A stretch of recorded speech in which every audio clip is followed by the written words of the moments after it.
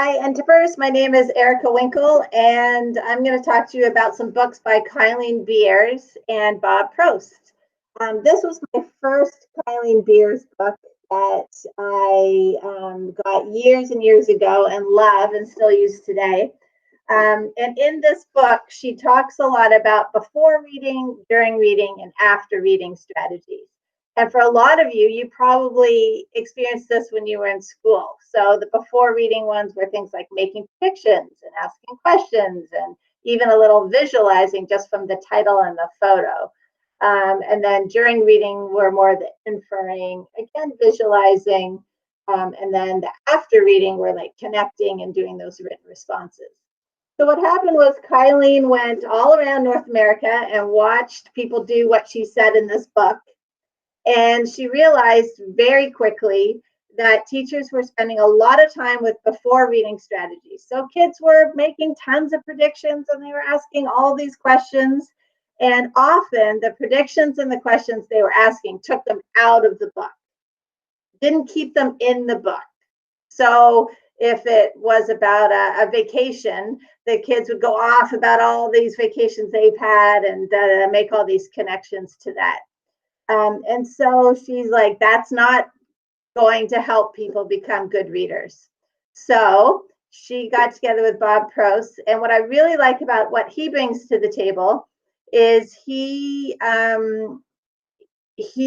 says that if you want to define literacy, people usually say, well, reading and writing. And he says literacy is privilege and power. So he brings sort of a higher calling to this work, that when we're engaged with people to really understand what the writer's saying, we're really thinking about privilege and power. And if we have students that are not able to do this, then in a way, we're not letting them have a seat at the table.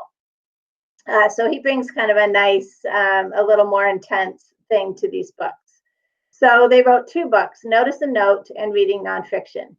And what those books do is they really keep you focused on what do you do with students during reading while everybody's reading together. And what's really great about what they did is that shared reading time, when you are looking at a text with a class, it could be a mentor text, or so it could be a wordless book. So it could be very simple, or it could be a beginning of an article from the New York Times. It doesn't matter what it is, but it's strategies to keep people in that process of reading. So you leave all the stuff you think about things aside and you just put all your cognitive energy into what is that writer saying and how are they saying it. So to do that, they developed these things called signposts. And the signposts basically get you to stop and think. So if you've ever had a student that gets to the end of a page and at the end of the page says, I don't know what I didn't get any of that. I don't remember any of what I read. Then this is the book for you because it gives 6 signposts for fiction and 6 signposts for nonfiction. I personally think the nonfiction book is the way to go because I think we sort of know what to do with fiction more than nonfiction. We've used this with students. It's been helpful. We have them saying, oh yeah, now when I see a number, I know to stop. So I'm just going to show you briefly the signposts that they use. So if you can see my screen here are the 2 books. These are the fiction signposts, contrasts and contradictions, aha moments, tough questions, words of the wiser, again and again when things are repeated, and a memory moment.